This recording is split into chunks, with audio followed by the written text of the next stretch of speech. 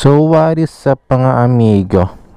Yun, kita naman sa harapan natin. Meron tayo dito na B-Star na gulong. Siyempre Warrior yan mga amigo. Papalitan natin mga amigo yung gulong natin sa likuran dahil medyo manipis na talaga siya. So 150 by 60 by 17 siyempre yung size ng mags natin. So yung stock talaga mga amigo is 140. So nag plus 1 tayo. Gawin natin 150 dahil yung mga amigo no, mas maganda kasi yung malaki. Mas maganda yung twist kapag alam nyo yun, mag-banking tayo na mga basic lang naman. Di naman tayo magaling sa banking, basic lang naman mga amigo. So first time mga amigo na gagamit ng B-Star. Yung sa harapan natin, makapal pa naman yung mga amigo dahil kakapalit ko pa lang nun bago mag-endurance, kaya hindi muna natin yung gagalawin. Ito muna yung sa likuran. So B-Star yung napili ko dahil siyempre mga amigo, hindi siya pricey, pasok siya sa bulsa. At siyempre quality rin ito mga amigo. Pero yung problema ko, paano ko isasakay ito sa ating Yamaha R3 na si Blue D. Kasi naman. Kaya tara, hanapan ko ng paraan mga to.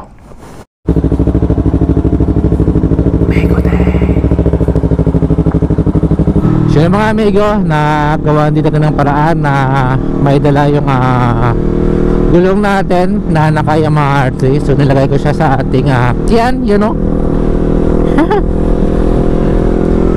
Ayun mga amigo, biyahe muna tayo papuntang Tagbilaran, Tar Supply. Dito lang po sa Joy Claret. Tara, let's go. Ganda ng panahon, sarap ng rides.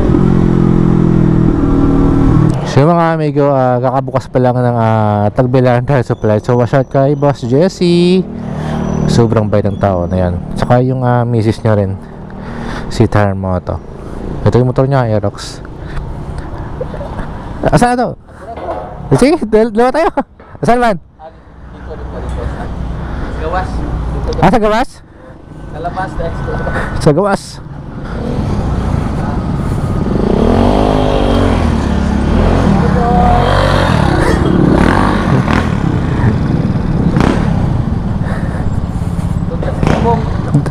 Diretso pa? Dire?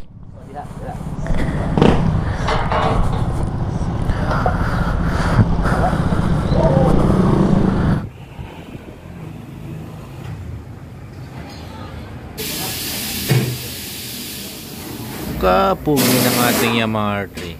Pogi no. Boss JC thank you kayo. Thank you Tagbilaran Tar Supply. Thank you. So yung mga amigo no, kung gusto niyo na magpalit ng gulong or bumili ng mga gulong, kompleto dito mga amigo, kahit anong brand, marami dito mga amigo. At kung gusto mo ng hangin na nitro, mayroon din yan dito sa Tagbilaran Tar Supply.